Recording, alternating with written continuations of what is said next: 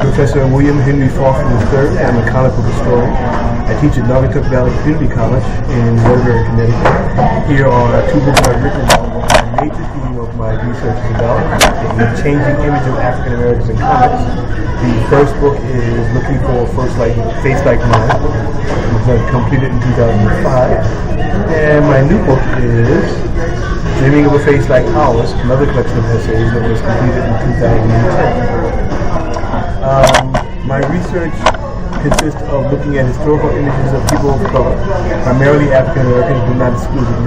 I also look at women, the history of women characters in comics, but I also trace the authors, the writers, and as you go back, for African Americans, it's very hard to keep track of them or to find information about them. But as my research continues, I have been able to find a lot.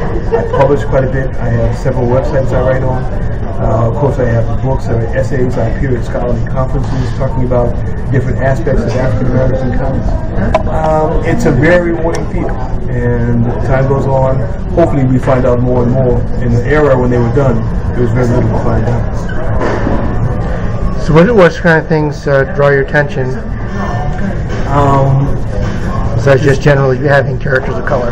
To see when you look at history and you see how people were treated in various points of time before the end of World War II, very, very hard to find positive images of African Americans in either comic strips, comic books, or editorial cartoons for that matter. After World War II, for whatever reason, maybe the mood of the country changes, it's a more liberal mood about being inclusive instead of exclusive. You start to see a beginning of a glimmer in the 1950s. But unfortunately, because of the creation of the comic code, anything that was considered controversial was eliminated from comics, which meant mostly all race stories as well, stories about race and racial discrimination. Every once in a while you would find somebody who took a risk to tell a positive story, but even that was hard to find. You don't start seeing a massive number of images of African Americans in the 1960s, late 1960s. You start seeing superheroes, and even they are kind of tokenism characters. It's not till the 1990s where personal computers have come around and personal software, and people are finding that they can create their own books, that you start to see more and more voices of a variety of diversity coming into the comic book world. So there weren't any comics written in the old days where people of color were treated positively? Very few. There's a couple of comic strips, but no, it was not a trend and very hard to find. I'm trying to remember, who was the guy who was on Young Allies? Watch White Jones. Yeah. Big, multicolored zoot suit, big flapping lips, a pink circle around his mouth, bright wig hair, bulgy eyes, frightened all the time. Didn't even look like any of the other characters, but I've heard some people say that the outside of his accent and the way he was drawn, he was actually there were some positive aspects. He actually was in the fight with everybody doing his part. I think it also depends on what you bring with you. If you so some people, whatever image you had was better than no image at all. For other people, if you have real negative images, then they do more damage than they do, provide positive feelings to people. So me, I'm back and forth. The idea is that when people say, well, do we have enough characters now? Well, enough compared to when we had none. So I think the hands of creation of characters can be in anybody's hands. Anybody who can tell a good story and create a good character, I don't care if you're black or white. That's the story I want to read. So how do you think they're being treated today? I think that times have changed enough so that almost any voice can be heard. I've seen some black people who've done some horrible things to characters. I've seen some white people who didn't have any concerns at all whether the character was black or white. The ability of the writer, the ability of the artist, I think those are things that we ought to look for. And that may be optimist, but you know what? That's what I am. I would think, being a white dude, I think the biggest influence is probably what do you call it? The Milestone line.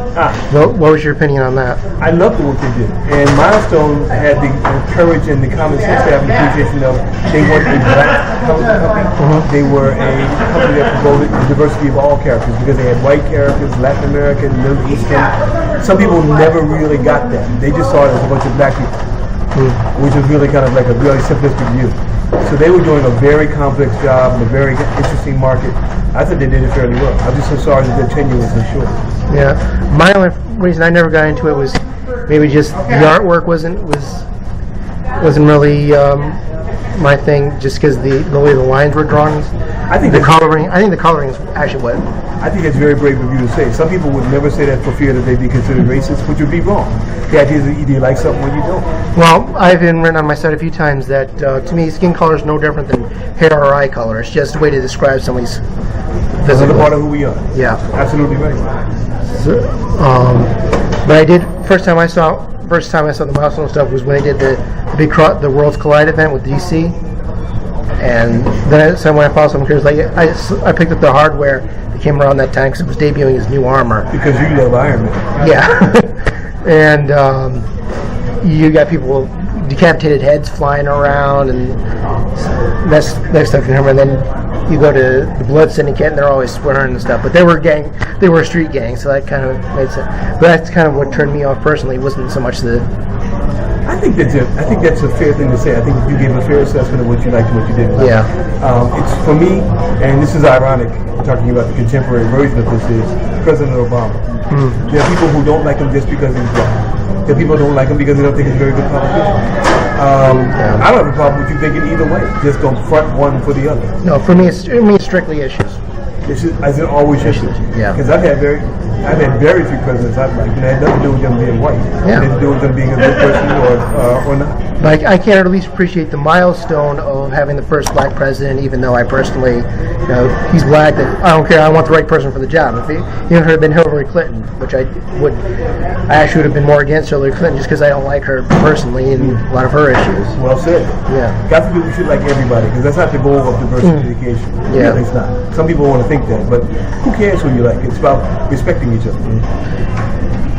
Let's see. I was going to ask something. Something I've complained about. I wanted your opinion on Luke Cage. Sure. The way he was written, like in the '90s or the early 2000s, compared to the way Bendis has been writing him now in New Avengers. Where he was written in the early 70s when he first came out. Well, I never really. The only thing I've seen from him in the '70s is when he beat up Doctor Doom to get his money. Like, go Luke. What do you think was the best depiction of him compared? I think they all have possibilities. I think that when they present him as a cold, unfeeling person, I really didn't like that portrayal at all. I don't want to see anyone who considers themselves a hero not caring about what happens to themselves or other people. I think that's not really a hero. I think the person I would make notice where now they actually have Luke Cage swearing all the time. Where I have a Hero for Hire comic, where he actually says the reason he only used the word like "Sweet Christmas" was because of his grandma's influence. But now he's actually on the character. People bring different things to the character. Some of them you like and sometimes you don't. Yeah. When Don McGregor was writing the Black Panther, I think it was probably the most moralistic, in-depth story I've ever seen in my life. When the Black Panther goes to South Africa, who else would have thought of that except Don? Yeah. Some people would have kept him safe, because there were Kirby's version of him where he's basically just very clownish. But Kirby's a good artist and people love him for that. Yeah. So, what do you think is the future of African Americans in comics? Well, I think that the same thing I said before. If you have somebody who's a talented writer, anybody can write the Black Panther. You don't have to be a black person. I think that's absurd. What do you think about the current, what they're doing now with it, with the American Panther bit? I'm disturbed with the idea that at one point he was the king of the richest nation on earth, and now that's suddenly gone. Now he's kind of Daredevil. So I'm keeping my fingers crossed to see that he's going to be doing good storytelling. So where can people pick up copies of your books? Actually, both my books are available on Amazon.com, so you can very easily pick them up. Okay. And what do you do here at Naugatuck Valley Community? I'm a professor of English, and I have been for the last 19 years. This is something I do as well, and whenever I can, particularly because I'm talking about very basic storytelling, I bring graphic novels into the story so people can understand that there's another way to look at it. Because a lot of my students complain about reading, which they will never get out of as long as they're in my class. But I figured I could... Not reading in an English class? Something's wrong there. Yeah, what would happen there? I might expand my thinking. No, not that. But no, I think it's just as legitimate as any other way. I'm not against comics in the classroom. How cool. Yeah.